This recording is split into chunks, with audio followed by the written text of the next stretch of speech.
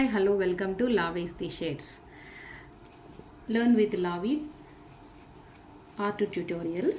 இன்னைக்கு நம்ம வந்து ஸ்டேர்கேஸ் ஸ்கெட்சிங் எப்படி பண்ணுறது, கம்போசிஷன் எப்படி பண்ணுறதுன்றது பார்க்க போகிறோம். இது முழுக்க நமக்கு வந்து எப்படி இருக்கும்னாக்கா கண்டிப்பாக வந்து க்யூப்ஸ் பேஸ் பண்ணி தான் இருக்கும். அந்த க்யூபை பேஸ் பண்ணி நம்ம எப்படி இது வரைய போகிறோம் அப்படின்றது தான் இன்றைக்கி சொல்லிக் கொடுக்க போகிறேன் இந்த வீடியோவில்.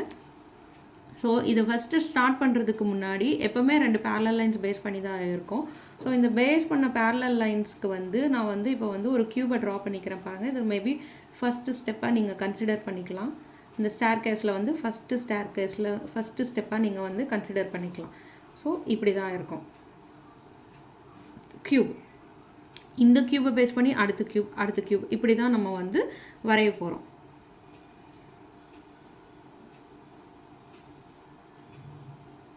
ஸோ இதுக்கு நமக்கு வந்து நல்லா க்யூப்ஸ் வந்து நம்ம நல்லா ப்ராக்டிஸ் பண்ணி இருந்திருக்கணும். ஸோ அப்போ தான் வந்து இது வரைகிறதுக்கு ஈஸியாக இருக்கும் நமக்கு. ஸோ அந்த ஃபுட் ரெஸ்ட் இருக்குது பார்த்தீங்களா, அதை கண்டிப்பாக வந்து உங்களுக்கு வந்து ரொம்ப குட்டி ஆகிக்கிட்டே போகும்.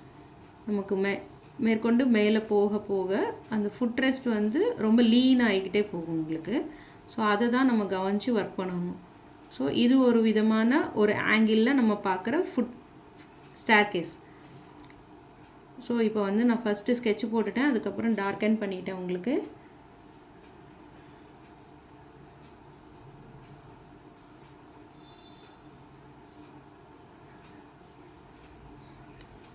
இது மாதிரி நம்ம மேற்கொண்டு ஒர்க் பண்ணிக்கிட்டே போகலாம். ஏற்கனவே ஒரு நேச்சர் ட்ராயிங்கில் சொல்லியிருப்பேன்.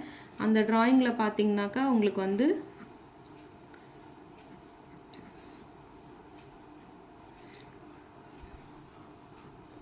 அப்படியே மண்ணில் இருக்கிற மாதிரி எப்படி இருக்கும் ஸ்டேர்கேஸ், அந்த ஸ்டெப்ஸ் எப்படி இருக்கும் அப்படின்றது சொல்லி கொடுத்துருப்பேன்.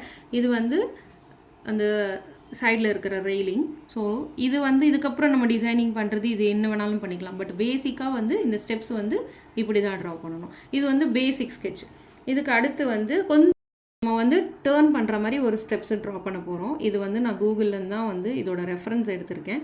ஸோ இது வந்து இப்படி இருக்கிற மாதிரி இருக்கும்னு வச்சுக்கோங்களேன். நம்ம பார்க்கும்போது ஸ்டெப்ஸ் வந்து இப்படி போகிற மாதிரி இருக்கும். ஸோ இதில் பார்த்தீங்கன்னா ஃபஸ்ட்டு வந்து யூஸ்வலாகவே நமக்கு எப்படி தெரியும், ஸ்டெப்ஸ் பார்க்கும்போது அந்த சைடு ஆங்கிள் இப்படி தானே தெரியும்.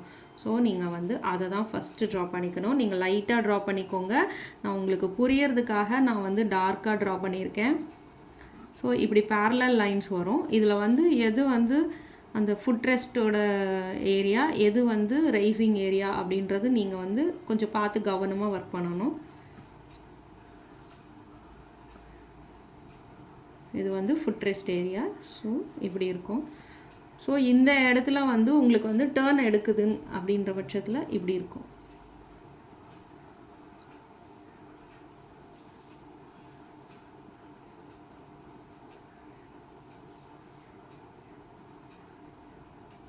இந்த இடம் வந்து உங்களுக்கு வந்து டேர்ன் எடுக்குதுன்னும் போது உங்களுக்கு வந்து இப்படி இருக்கும்.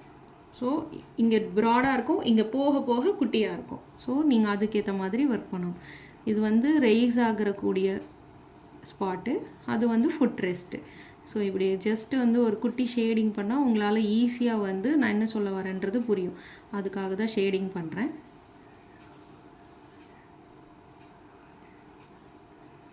கண்டிப்பாக இந்த இடத்துல ஒரு சப்போர்ட்டிங்காக ஒரு இது இருக்கும். ஸோ அதுதான் இது. இதுக்கப்புறம் இது வந்து அந்த சைடில் ரெயிலிங்ஸ் எல்லாம் வந்து நம்ம கொடுத்துக்கணும் அப்படின்னும் போது இந்த மாதிரி வரும்.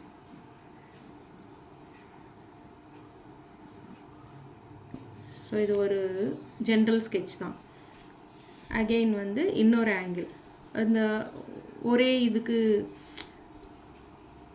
அந்த சர்க்குலராக இருக்கும் பார்த்தீங்களா, அந்த மாதிரி வந்து ஸ்டேர்கேஸ் வந்து இது பண்ணணும்னா ஃபஸ்ட்டு வந்து மிடில் ஒரு ராடு இருக்கும். அந்த ராடில் இருந்து தான் உங்களுக்கு வந்து லைன்ஸ் வரும். ஏன்னா அந்த ராடுக்கு தான் வந்து எல்லா ஸ்டெப்பும் கனெக்ட் ஆகிருக்கும். ஸோ இப்படி தான் வந்து ஸ்டார்ட் பண்ணணும்.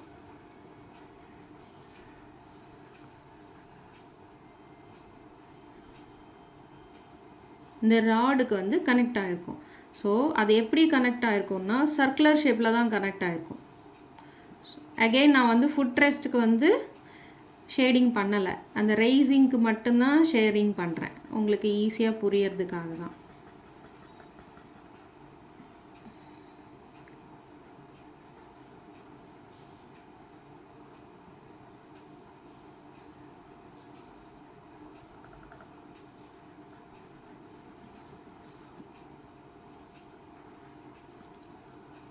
ஸோ நமக்கு அந்த ஸ்பைரல் வரும்போது, இந்த ஸ்பைரலாக இருக்கிற ஸ்டெப்ஸு பார்த்திங்கனாக்கா, ஸ்பைரல் வரும்போது நமக்கு அந்த ரைஸ் ஆகிற ஏரியா வந்து குட்டி ஆகிட்டே போகுது பாருங்கள்.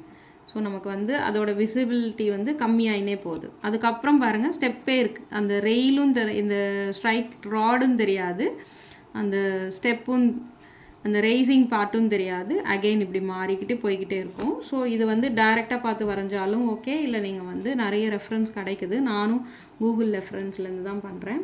ஸ்ட்ரைட்டாக இருந்து நம்ம அந்த ஆப்ஜெக்டை பார்த்து வரையும் போது ரொம்ப ஈஸியராக இருக்கும். ஸோ இந்த மாதிரி எக்ஸ்டெண்டாக இருந்தாலும் உங்களுக்கு பிரச்சனை இல்லை. பட் வந்து அந்த இது பார்க்கும்போது இப்படி தான் இருக்கும். அதே மாதிரி நிறைய ஸ்டெப்ஸு நிறைய ஆங்கிள்ஸில் நம்ம ட்ரா பண்ணலாம். பேசிக்காக வந்து எப்படி ட்ரா பண்ணுறோம் அப்படின்றதுக்கு ஃபஸ்ட்டு வந்து க்யூப்ஸை தான் நம்ம புரிஞ்சுக்கணும். இந்த க்யூபை தான் இப்போ ட்ரா பண்ணி காமிக்க போகிறேன் உங்களுக்கு. இந்த க்யூபாய்டு வந்து எப்படி இருக்கும் அப்படின்றது தான். நம்ம இப்படி ஒரு பலகை மாதிரி ஒரு சப்ஜெக்டை எடுத்துகிட்டு, ஸோ ஐ லெவலுக்கு நேராக இருக்குன்னா, நமக்கு நேராக இந்த பலகை இருக்குன்னா அதோட பலகை வந்து இப்படி தான் தெரியும் இந்த பலகை. ஸோ அதே பலகை கொஞ்சம் ஆங்கிள் மாறும்போது இப்படி இருக்கும். இந்த ஐ லெவலோட டிஸ்டன்ஸு நம்ம எவ்வளோ தூரத்துலேருந்து பார்க்குறோம், என்ன ஆங்கிளில் பார்க்குறோம் அப்படின்றத பொறுத்து நம்ம இதை வந்து ட்ரா பண்ணி ப்ராக்டிஸ் பண்ணணும். சப்போஸ் இது 3D அப்படின்னா, இது ஒரு ஸ்டெப்ஸாகவே இருந்ததுன்னு வச்சுக்கோங்களேன், எல்லாத்துக்குமே வந்து ஒரு ரேசிங் இருக்கும், ஒரு திக்னஸ். ஒரு 5 செங்கல் எதிர்க்க இருக்குன்னா நமக்கு எதிர்க்க இருக்கிற செங்கல் வந்து எப்படி இருக்கும், என்னென்னலாம் நமக்கு தெரிய வரும், என்ன ஆங்கிளில் இருக்கும் அப்படின்றது தான் இந்த இது. ஸோ இதை பேஸ் பண்ணி தான் நம்ம வந்து இதெல்லாம் வரைஞ்சிருப்போம். சாரி, கொஞ்சம் கட்டாக இருக்குது.